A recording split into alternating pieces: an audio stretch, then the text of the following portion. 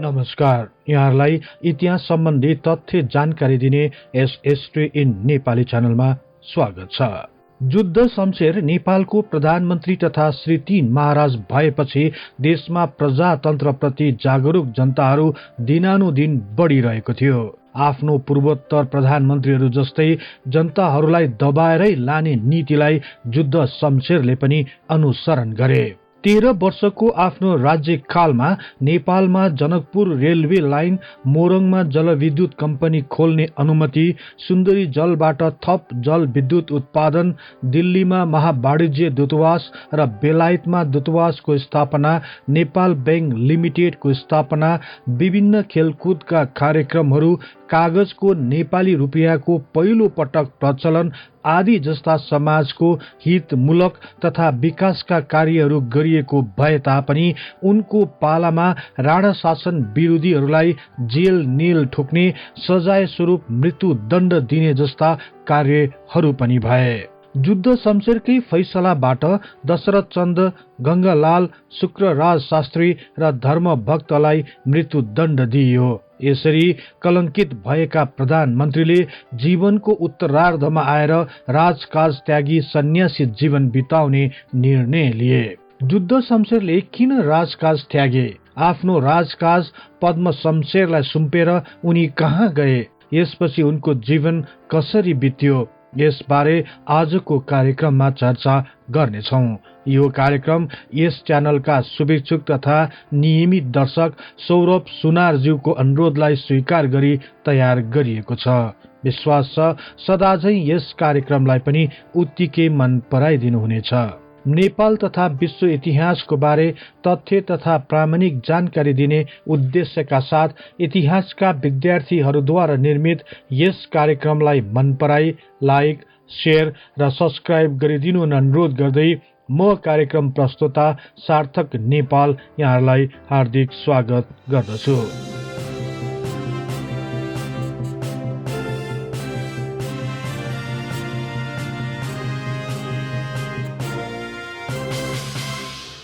जंगबहादुरको कान्छा भाइ धीर शमशेरको 10औं सन्तानको रूपमा जुद्ध शमशेरको जन्म विक्रम सम्वत 1932 वैशाखमा नारायणहिटी दरबारमा भएको थियो।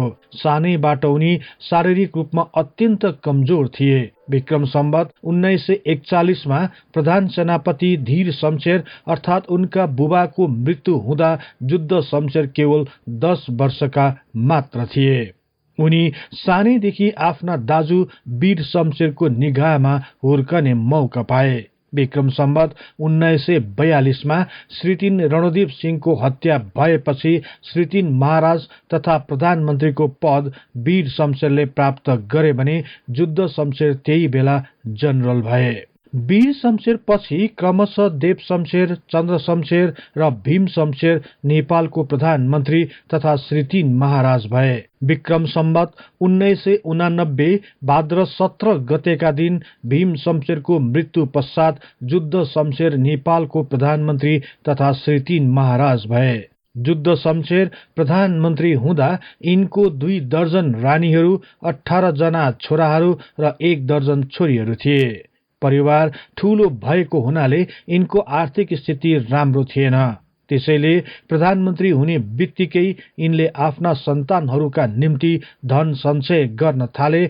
यसका साथै यिनले आफ्ना छोराहरूलाई जर्नेल र कर्णेलको पद दिए। उनले शासन गरेको 13 सालपछि अर्थात विक्रम सम्वत 2002 साल मंसिर 14 गतेका दिन प्रधानमन्त्री तथा श्री 3 महाराज जुद्ध शमशेरले एउटा अनौठो घोषणा गरे। यो राणाकाल भरिकै एउटा अभूतपूर्व घटना हुन गयो। प्रधानमन्त्री जुद्ध शमशेरले स्वेच्छाले आफ्नो पद त्याग गरी सदाको लागि राजकाजबाट टाढा रही सन्यास ग्रहण गरी धर्म कर्ममा लाग्ने प्रण गरे। प्रधानमन्त्री तथा श्री 3 महाराज जुद्ध शमशेरले यस्तो घोषणा किन गर्नु पर्यो त भन्ने विषयमा विभिन्न इतिहासकारहरूका भिन्न भिन्न मत रहेका छन्। कतिपयका अनुसार जुद्ध शमशेरलाई हरेक कार्य गर्न अन्य राणाहरू विशेष गरी चन्द्र शमशेरका छोराहरू मोहन शमशेर, बबर शमशेर, केशर शमशेर र कृष्ण शमशेरहरूको दबाव बढी नै रहने गर्दथ्यो।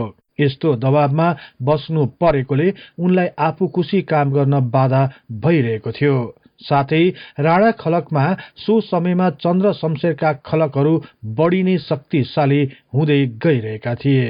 अर्का इतिहासकार ऋषिकेश शाहका अनुसार जुद्ध शमशेर सानैदेखि शारीरिक रूपमा कमजोर थिए। उनी कैयन पटक मृत्युको मुखबाट फर्केर आएका थिए। त्यसैले पनि उनलाई प्रधानमन्त्री त्याग गरी स्वस्थ र आरामपूर्वक बाँच्ने चाहना थियो। यही भएर उनले यो घोषणा गरेका हुन् भनी उल्लेख गरेका छन्।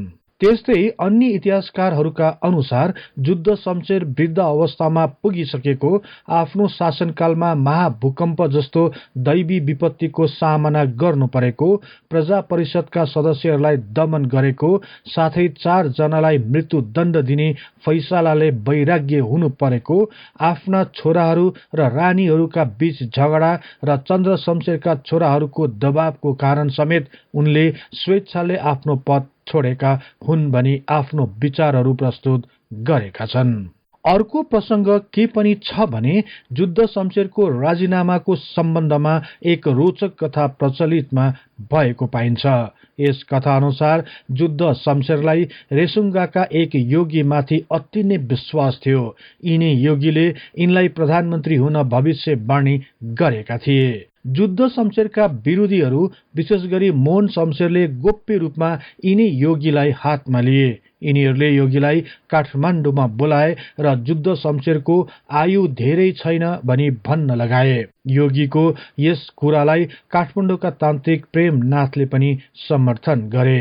यसपछि यी योगीले जुद्ध शमशेरका कान्छी महारानी मार्फत अब भोग सकिने बेला आइपुग्यो, यसै कारण बेला छँदै राजकाजबाट पर हटेर धर्म कर्ममा लाग्दा राम्रो हुनेछ भन्ने सन्देश महाराज जुद्ध शमशेरलाई सम्झाउन लगाए।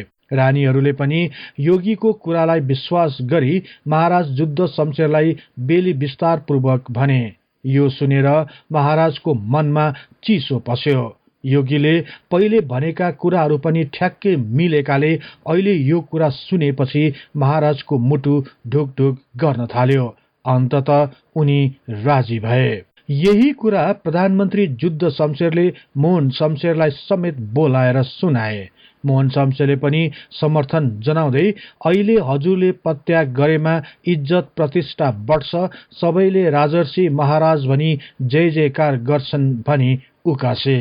त्यसपछि भने जुद्ध शमशेर पद त्याग गर्ने निश्चयमा पुगे। प्रधानमन्त्री जुद्ध शमशेरले आफ्नो पद त्याग गरी सन्यासी ग्रहण गर्ने राम्रो साइत पत्ता लगाउन ज्योतिषीलाई अराए। ज्योतिषीले मङ्सिर महिनाको 14 गतेका दिन साह्रै राम्रो दिन भएको निश्चित गरेपछि जुद्ध शमशेरले विक्रम सम्वत 2002 साल मङ्सिर 14 गतेका दिन ठिक 10 बजे सारा कर्मचारी, साहु महाजन र सन्त महन्त समेत सिंह दरबारको फुटबल ग्राउन्डमा जम्मा हुनु भन्ने उर्दी चलाए। सोही दिनको निश्चित समयमा सबैजना त्यहाँ जम्मा भए। ठिक साइतको समयमा जुद्ध शमशेरले सिंहदरबार बैठक बाहिरको बारदलीमा उभिएर सबैको अभिवादन ग्रहण गरे। बाहिर रहेका सबैले जुद्धको जय भन्ने नारा लगाए। सिंहदरबार परिसर भरि नै सो नारा घन्कियो। त्यसपछि जुद्ध शमशेरले छेउमा राखिएको माइक अघि गएर आफ्नो विदाई भाषण गोजीबाट निकाले र पढ्न सुरु गरे।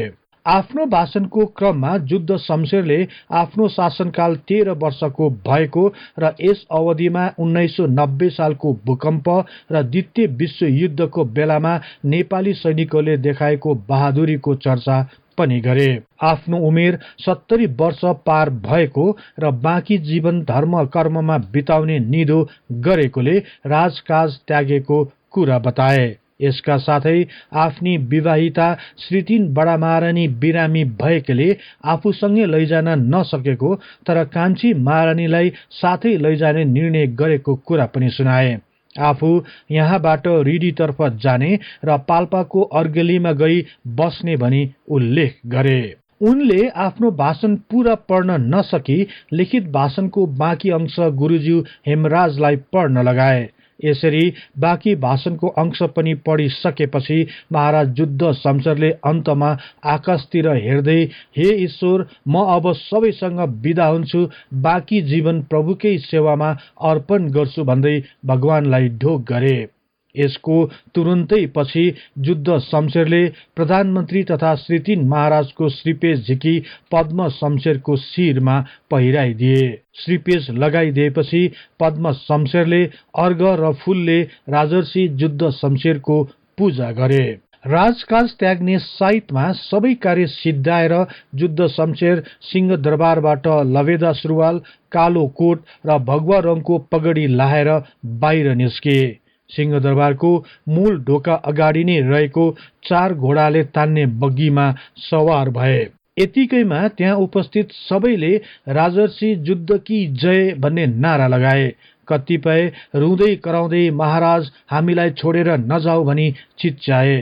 सिंह दरबार परिसर भरि केही समय कोलाहलमय वातावरणले गुन्जियो। तर जुद्ध शमशेर बग्गीमा चढी पछाडि नफर्किकन त्यहाँबाट कालीमाटी तर्फ लागे। कालीमाटी स्थित आफ्नो छोराको दरबार रवि भवनमा पुगी सो रात त्यही बास बसे।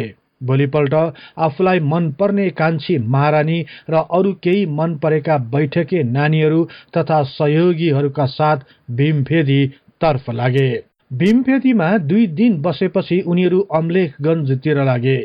अम्लेखगञ्जमा जुद्ध शमशेरको समूह 4 दिनसम्म बास बसे। त्यसपछि वीरगञ्जको मुरली दरबारमा 2 दिन बसेर रक्सौलबाट विशेष रेलगाडीबाट नौतन्वातर्फ रवाना भए। नौतन्वाबाट सुनौलीको बाटो हुँदै बुटवल र तानसेन भई रिडी पुगे। रिडी नजिक नै रहेको पाल्पा जिल्लाको अर्गेली तर्फ लागे। यही अर्गेली भन्ने गाउँमा जुद्धले आफू सत्ता त्याग गर्नुभन्दा 2 वर्ष अगाडिदेखि नै एउटा सानो दरबार बनाउन लगाएका थिए। यही दरबारमा उनको बसोबास हुन थाल्यो। उनी विभिन्न धर्म कर्म भजन कीर्तन गरी दिन बिताउन सुरु गरे। यहाँ उनीसँग कान्छी महारानी लगायत 2 छोराहरू शान्त शमशेर र शशि शमशेर पनि थिए। जुद्ध शमशेरलाई स्वास्थ्यको समस्या भइरहने हुनाले एक चिकित्सकको रूपमा शिवनाथ रिमाल पनि सँगै बसेका थिए। यसका साथै अन्य बैठके रानीहरू तथा सहयोगीहरू पनि रहेका थिए। यस क्षेत्र बसुन्जेल सुरक्षाको राम्रो प्रबन्ध थियो। नेपाली सेनाको गारद पनि यही थियो।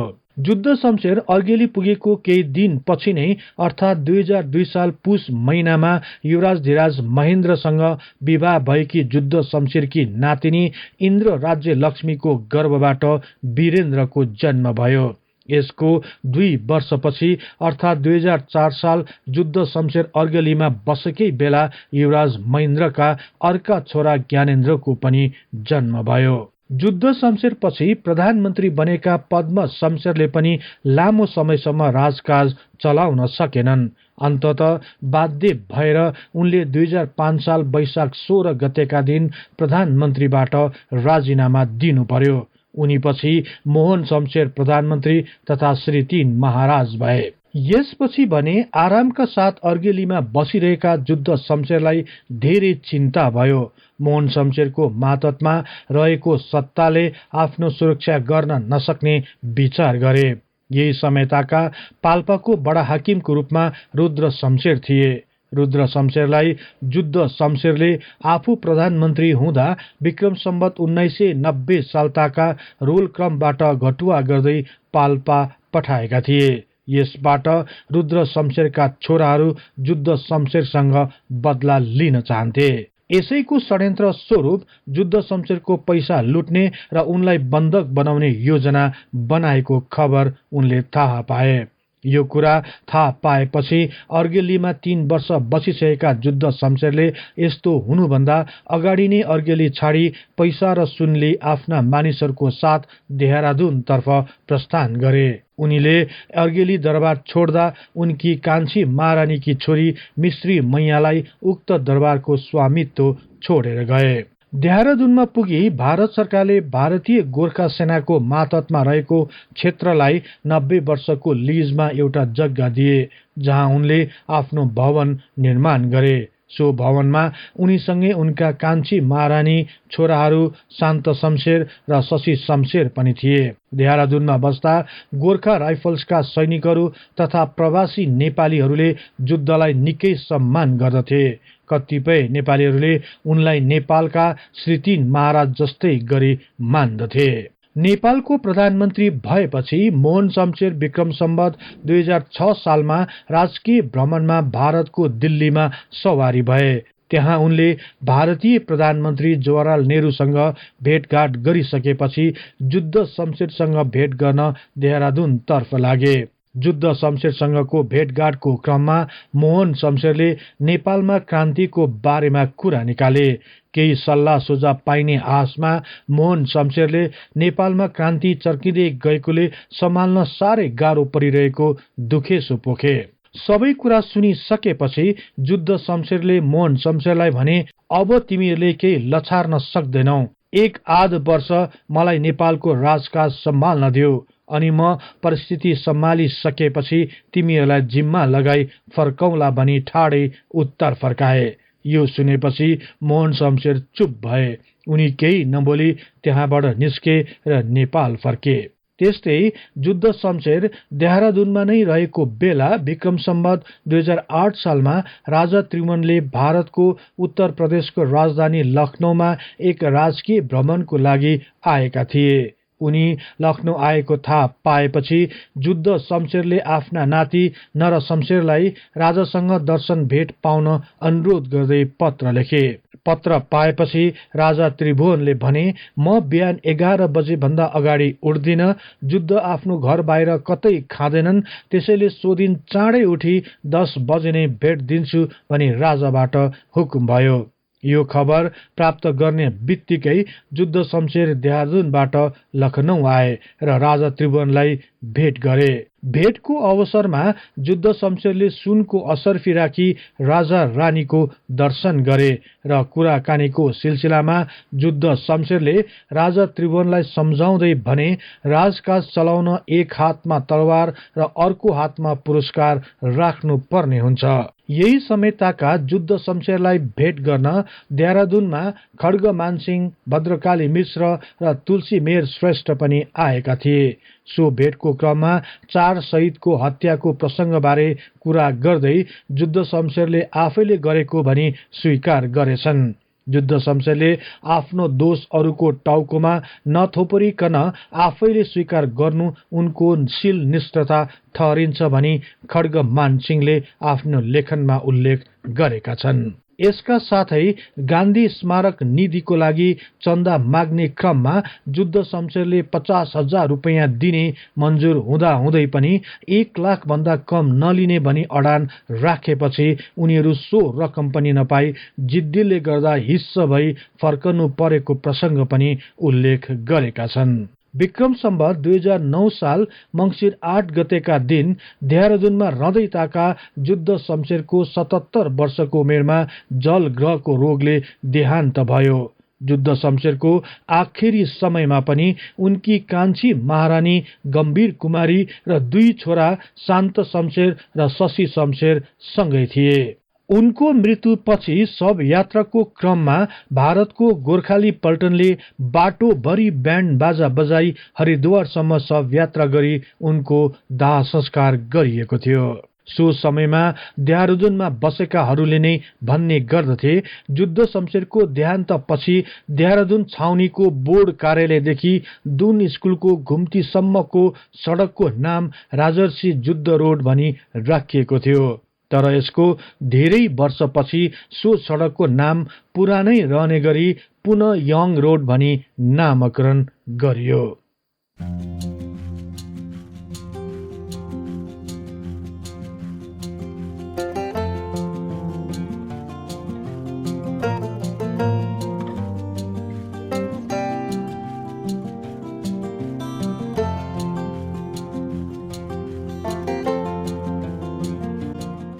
यो कार्यक्रम यहाँहरूलाई कस्तो लाग्यो कृपया कमेन्ट बक्समा लेखी पठाउनुहोला। यस्तै रोचक तथा तथ्य इतिहासको लागि हिस्ट्री इन नेपाली च्यानललाई सदैव सम्झनुहोस्। इतिहासको कुनै पनि कालखण्डबारे तपाईलाई सुन्न र बुझ्न चाहना राख्नु भएको छ भने तल रहेको कमेन्ट बक्समा उल्लेख गर्नुहोस्। हामी सो बारे प्राथमिकताका साथ कार्यक्रम बनाउने नै छौं। जाँदा जाँदै यस च्यानललाई लाइक, शेयर र सब्स्क्राइब गर्दै बेल आइकनमा क्लिक गरी हाम्रो यो तथ्य इतिहासको बारे ज्ञान प्रसार गर्ने लक्ष्यलाई साथ दिनुहोस् भन्दै अर्को कार्यक्रममा फेरि भेट्ने बाचा गर्दै म सार्थक नेपाल बिदा हुन्छु।